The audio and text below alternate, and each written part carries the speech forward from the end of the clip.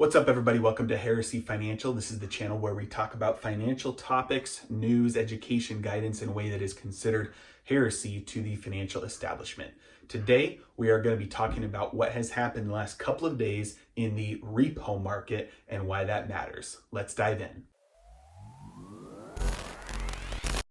All right, guys, if you are not familiar with the term repo market, it means repurchase market. And so we're going to dive into what that is with an explanation using an individual and a credit card.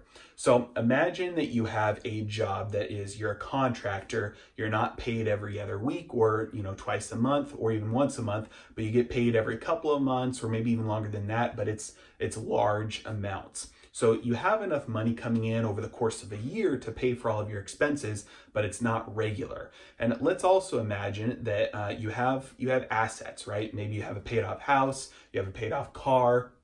Let's say maybe you even also have some collection of art or baseball cards or something of value, but you don't necessarily have that income that you need for your daily or your weekly or your monthly expenses. What you might want to do, let's say you are also not, somebody who's very good at planning or budgeting, and so you don't have a big stockpile saved up to last you that whole, 2 or 3 or 4 months until you get your big paycheck. So what you might do in order to fund your expenses, you might open up a credit card, right? And you spend your credit card for all of your expenses. And then at the end of that period, once you get your paycheck, you're going to use that paycheck to pay off the balance of that credit card. Yes, you're going to pay some interest on that, but it gave you the liquidity that you needed in order to make it through. Now, the problem with this credit card is that it's not like your normal credit card. It has a very low interest rate, which is good for you, but they also secure something. They want collateral. They want to know that if you, for some reason, can't pay, that they can take some of your stuff.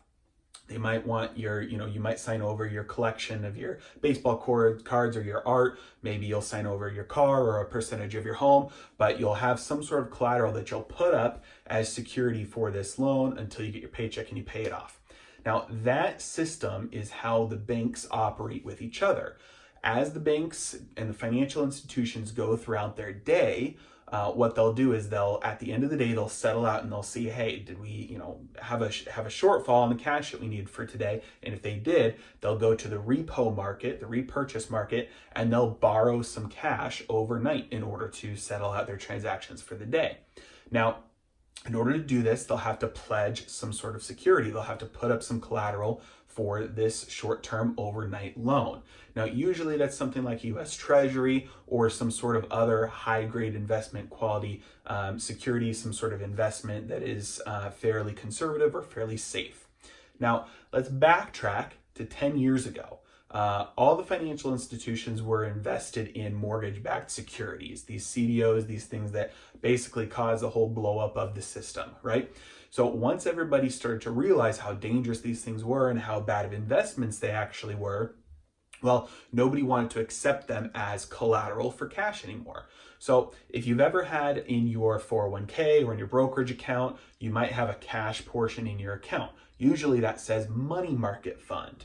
Well, what that means is that your broker, whoever holds your investment account, is taking the cash that you put in there and they're loaning it out overnight in return for the interest that they're making on it, and they're keeping some, they're keeping some of that interest for themselves, paying some of it to you, and while they do that transaction, they're holding something as security or as collateral for that short-term overnight loan.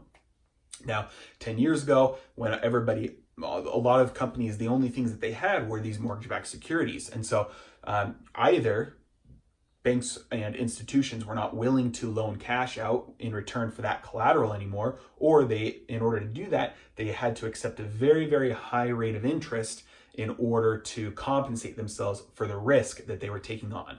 In the individual scenario, that would be like you putting up something that was extremely risky as collateral for your credit card, like let's say a lottery ticket that has very low likelihood of actually being worth anything.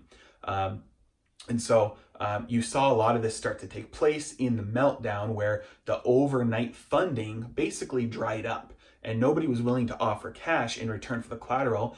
And a lot of times, even if, let's say, a company like Bear Stearns, they might have had other collateral they could put up, but since so much of their money was in these mortgage-backed securities, usually you have to put up your safest asset. People weren't willing to loan them any money overnight at all because they didn't trust that that company was, going to be around to pay it back, even if that collateral itself might have been okay. So this system of overnight borrowing and lending is based on trust, it's based on the collateral, and it's based on the availability of cash. And most companies operate in dependence on this system. There are very few companies that operate and use just their own cash for all of their needs. Most companies, especially financial companies, will use this system to borrow and loan on a day in and day out basis in order to keep their operations going. So this machine, this repo market, is basically one of the major components of the financial engine. If this breaks down, credit dries up, money flow dries up. Companies that are sound companies might not have access to the short-term cash they need to fund their daily operations. And this is a result of a larger systemic issue that we have where companies don't fund themselves based off of their own cash anymore. They operate on these safety nets and these fallback mechanisms. And so when so many companies are reliant on this, it becomes an essential part of the economic machine. And so when you had 10 years ago, when you had that credit dry up, it was an imminent threat. It was an imminent disaster to the system. So the Federal Reserve had to step in, and they printed a ton of money and just injected that new money straight into the system. Because if I'm a financial institution and you're asking to borrow money from me, and the only thing that you have is something that's bad collateral, like a mortgage-backed security, well, I'm going to demand a very high rate of interest to loan to you. But the Federal Reserve is not a financial institution. And so they don't care about the collateral. Their goal was to save the system. So they printed a ton of money and offered it at that low target rate that was the market rate at the time, and injected a ton of money into the system in order to provide that liquidity. Well, fast forward to today, and this is the first time in 10 years that the Fed has had to inject money into the repo system. It has not happened since 10 years ago, right on the brink of the collapse. And right now, nobody actually knows what caused it. We know what caused it 10 years ago, but when things are happening, when they're so fresh, it's very opaque. There's not a lot of transparency. And if there is something systemically wrong, if there is a big danger inside the financial system, the Federal Reserve and financial companies themselves don't want the public to know about it, because then it could spur a panic just knowing about it. And so there's not a lot of information right now on what caused this, but what we do know is that interest rate overnight skyrocketed up to 10% at one point. The target rate right now is right around 2%. So it more than quadrupled for the overnight rate for what the target is supposed to be. Now, this communicates that there could be a lack of trust somewhere in the financial system. That there could be one or multiple financial services companies that were looking to borrow cash, and whatever collateral they were putting up, the other banks understand that it was not good collateral. So the supply and demand mechanisms skyrocketed that interest rate upwards. The other thing that could have caused this is that for one reason or another, banks just weren't willing to lend the cash because they had a cash crunch themselves.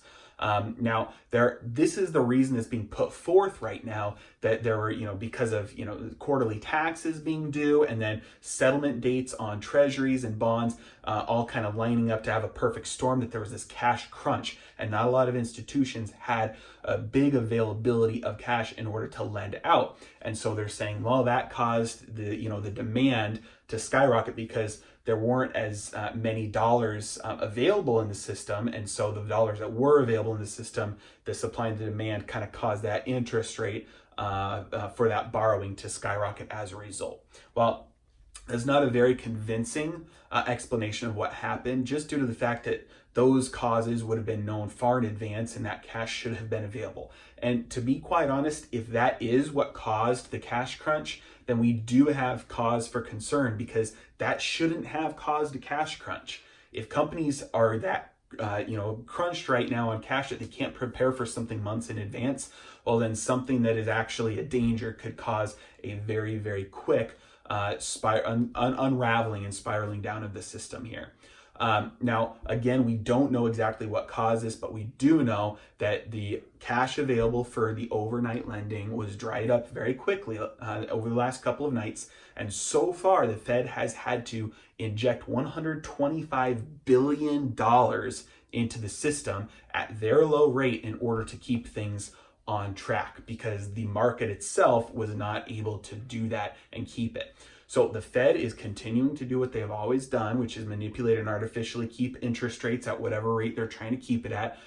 They're not letting that market set itself, quite honestly, because the system is so reliant on that if the market was now able to, kind of operate as it wants to, it could cause a big collapse in and of itself. So that's what we know so far. Again, we don't know the exact reasons, but this could turn out to be kind of the pin that pricks the bubble. This could turn out to be the start. This could be a sign, like a foreshock, of deeper troubles that are brewing in the system. And it's a little bit ironic that it comes right at the time that the Federal Reserve is lowering their interest rates, their target rates, down to 1.75 to 2%.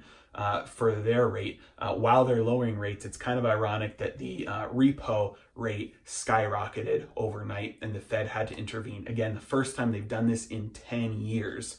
And the last time they did it, it was a sign of big trouble brewing underneath the surface. So stay tuned. That's the repo market. That's how it works. I will come out with more information and more updates as it becomes available. Hopefully this is nothing, but in case it is, start getting prepared now for the collapse. We don't know when. All the other things that I've been talking about that are problems with the system might become exposed and might start to unravel everything. So while you can, get prepared, fix your portfolios, fix your allocations. If you want, kind of a step-by-step plan, I've got a book. It's on Amazon. I'll link it in the description below. It's called Financial Heresy. And I've got other information on my podcast, this YouTube channel, on my website. That's linked below as well. And so take a look, get prepared, and hope you enjoyed this. Let me know if you have any questions in the comments below. Hit that like button and that subscribe button. Thank you for watching. Have a great day.